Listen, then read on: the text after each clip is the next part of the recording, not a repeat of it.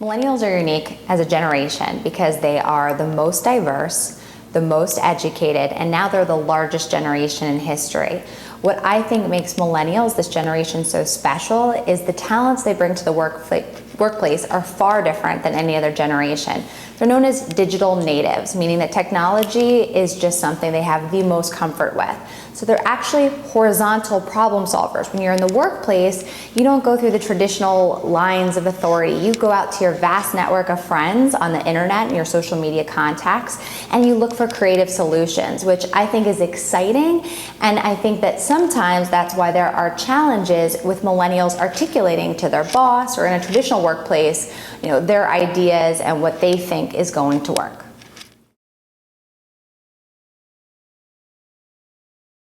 So the challenges that millennials are facing today is the record unemployment and underemployment. Underemployment means that you have a job that maybe is below the qualifications you bring to the table. Maybe it doesn't require the college degree that you have. There's also $1 trillion of college debt that's on your back. And you've got so much pressure, I think, through the upside of social media is fantastic. You're connected to peers all over the world, but the downside is you're comparing yourself to your friends and your peers when it comes to achievement. And you've just got the pressure of wanting to make it and have it all. So I think that because you're doing anything, anyhow, to get, to afford the lifestyle that you want to live right now, sometimes that limits the time that we can spend investing in our passion or investing in the skills that are putting us on the trajectory for our dream career. And what I want millennials to know is that relationships are really important. 60 to 80% of jobs today are a direct result of networking. So making sure they carve out time to find mentors, to find sponsors for their career is really critical.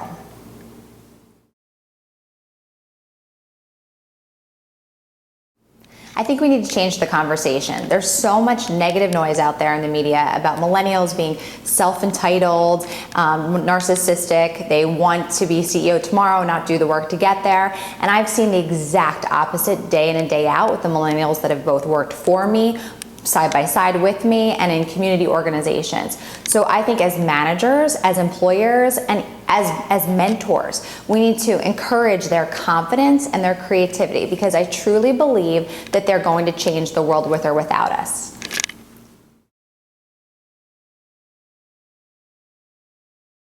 In less than 10 years, 75% of the global workforce will be the millennial generation.